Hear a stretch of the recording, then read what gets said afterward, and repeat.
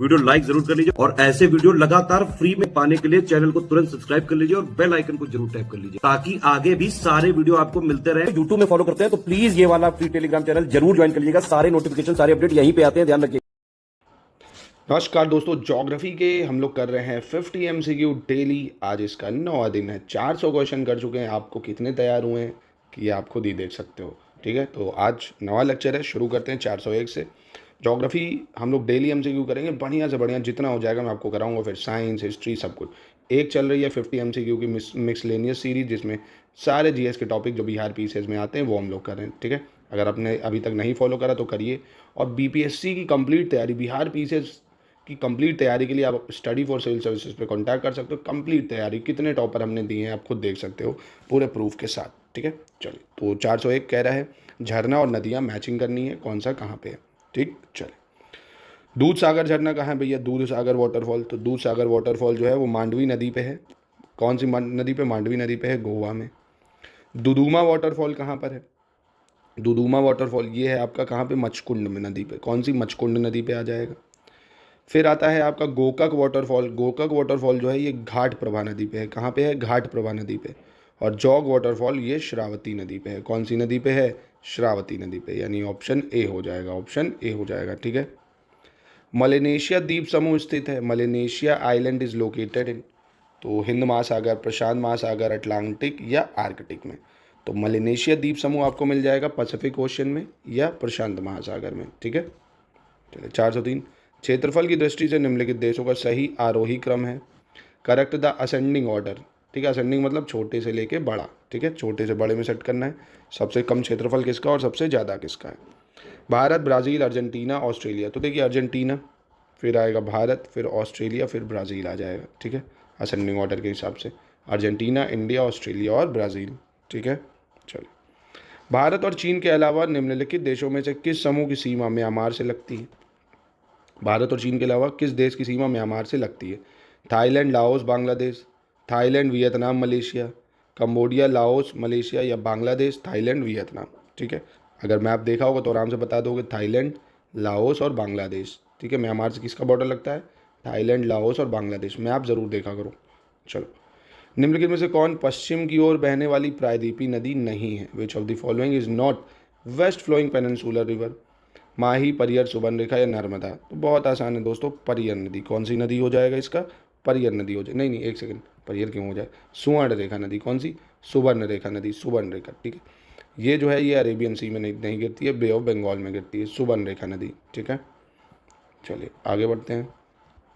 नर्मदा नदी पश्चिम की ओर बहती है जबकि अधिकांश अन्य बड़ी प्रायद्वीपी नदियाँ पूर्व की ओर बहती हैं। ऐसा क्यों है? कारण, यह एक रेखी भ्रंश घाटी में स्थित और विंध्य और सतपुड़ा पर्वत में बीच बहती है। It occupies a linear rift valley and flow between the Vindhyas and Satpura in number 1। दूसरा, भूमि का ढलान मध्य भारत से पश्चिम की ओर है। The land slope of west from central India.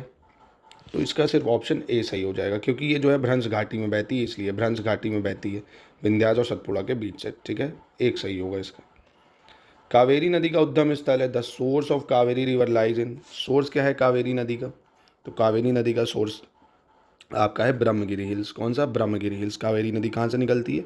Brahmagiri hills से। ठीक है, निम्नलिखित में से कौन सी नदी एस्चुरी नहीं बनाती है? Which of the following river does not make estuary?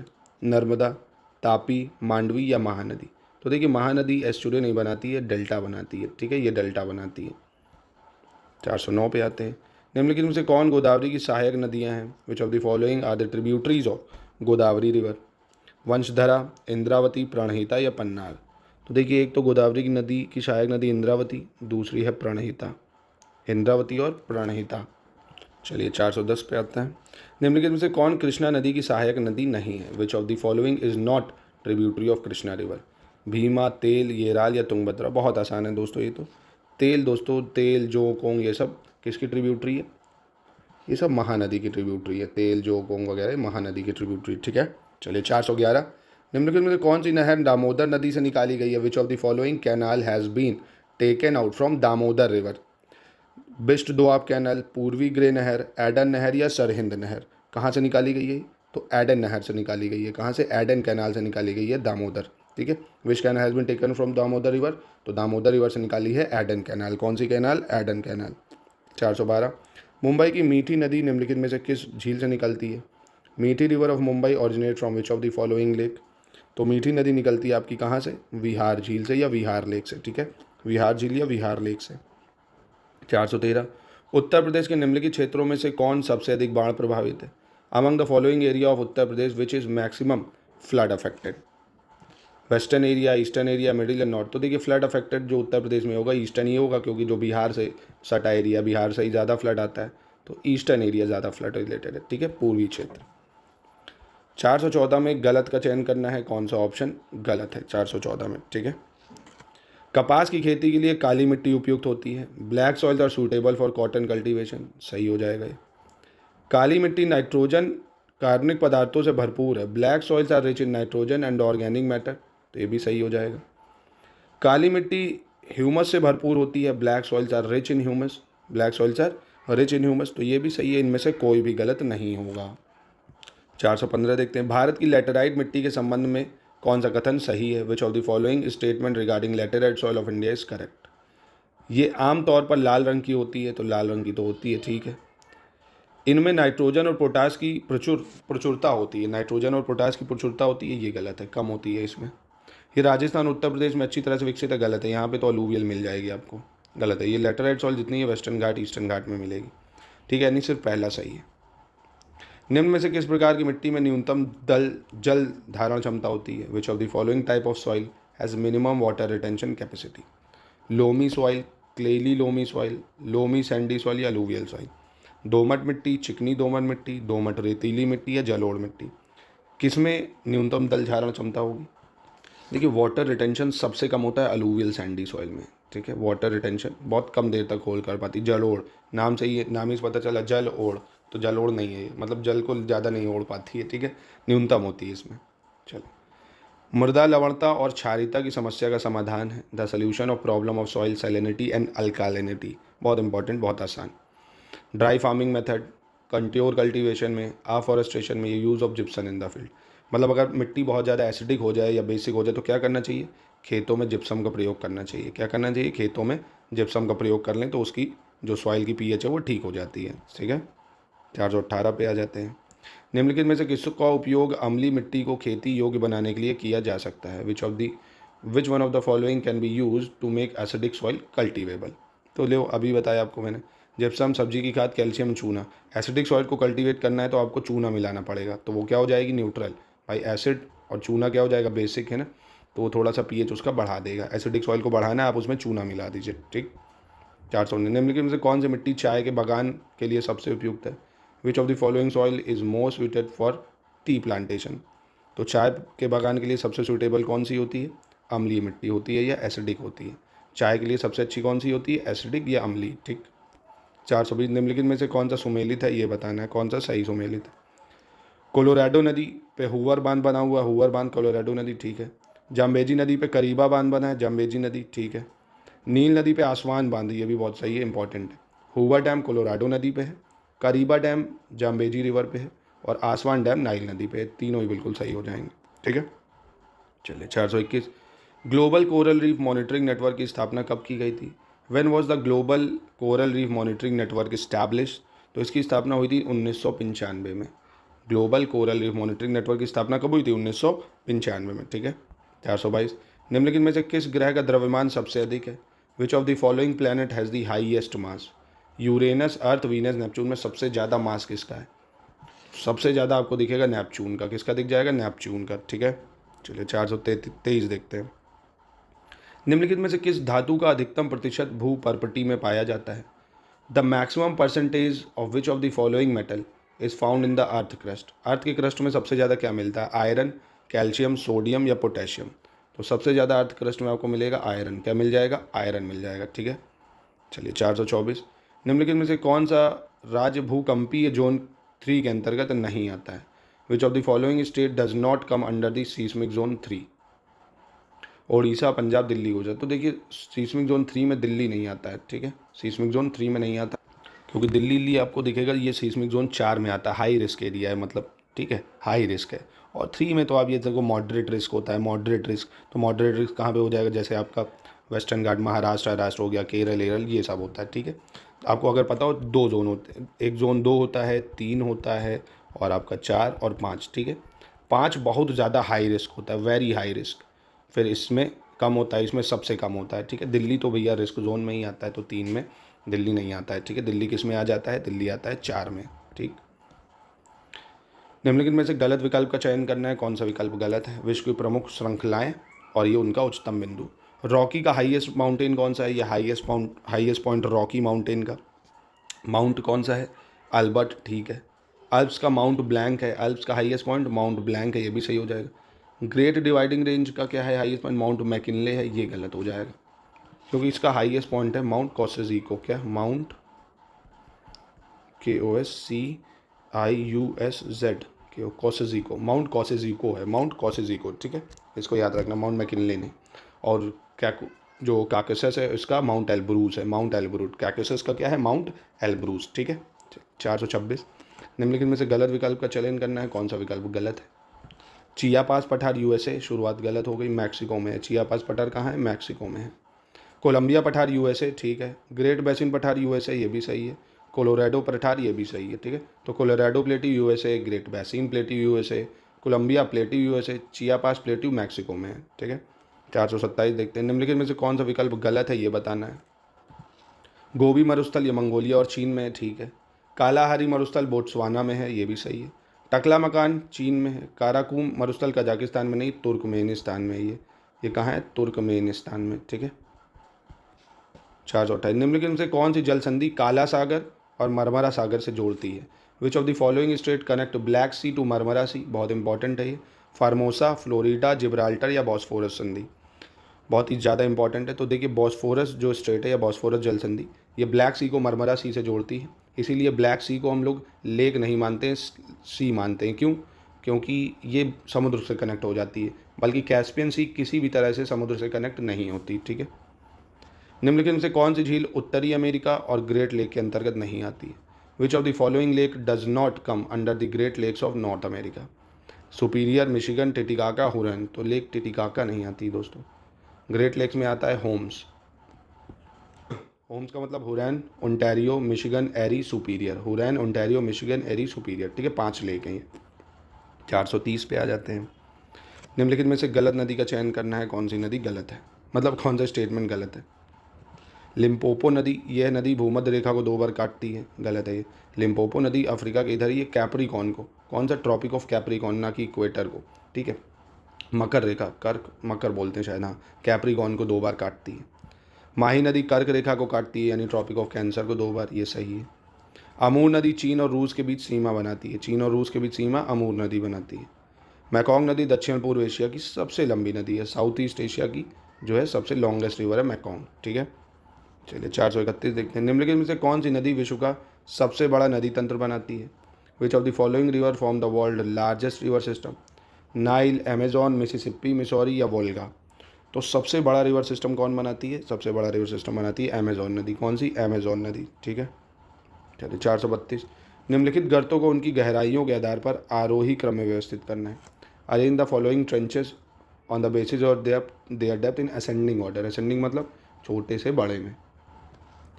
तो प्यूर्तो रिको, मिंडांडो, टोंगा, तो ये हो जाएगा ऑप्शन। सबसे गहरा है टोंगा, सबसे कम Puerto Rico, Mindanao, Tonga. Puerto Rico, Mindanao, Tonga, ठीक है।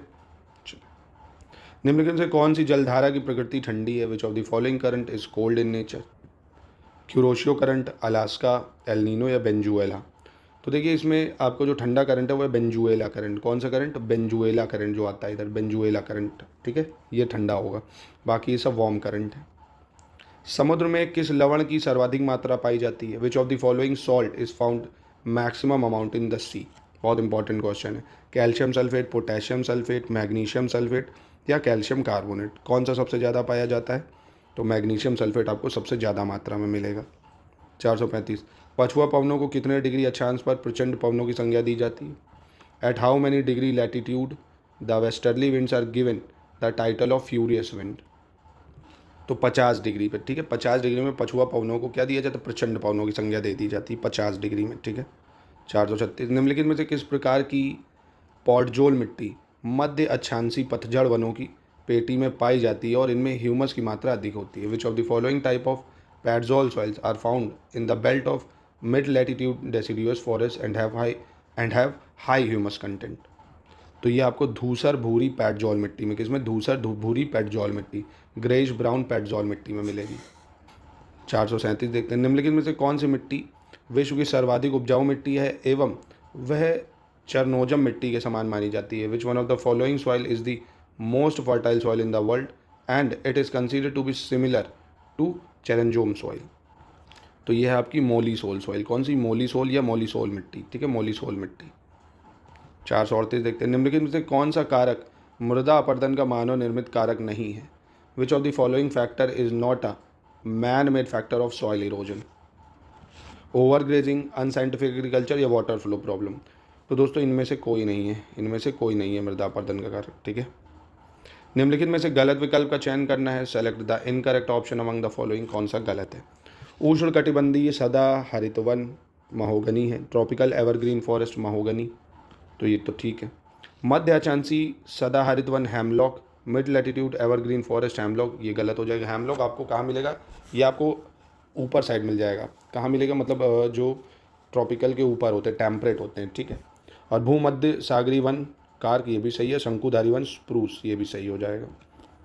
440 2007 में आयोजित बाली सम्मेलन का उद्देश्य किस वर्ष तक ग्रीन हाउस गैसों के उत्सर्जन की दर को 2000 के स्तर तक कम करना है। The objective of Bali conference held in 2007 is to reduce the rate of green house gas emission to 2011 as by which year. कब तक हमको इसको करना है, तो हमको करना है इसे 2050 तक, 2050 तक। कब तक करना है, 2050 तक, ठीक है। चलिए, पहली बार यह सहमति हुई कि कार्बन डाइऑक्साइड के उत्सर्जन के संबंध में प्रत्येक देश अपने लक्ष्य निर्धारित करेगा। For the first time it was agreed that each country would set it own target regarding the emission of carbon dioxide. ये कब हुआ, तो ये कब हुआ, ये हुआ COP 21, COP 22, COP 23। तो ये हो जाएगा इनमें से कोई नहीं, क्योंकि ये तो क्योटो प्रोटोकॉल के दौरान हुआ था, ठीक है, कोई नहीं हो जाएगा इसका।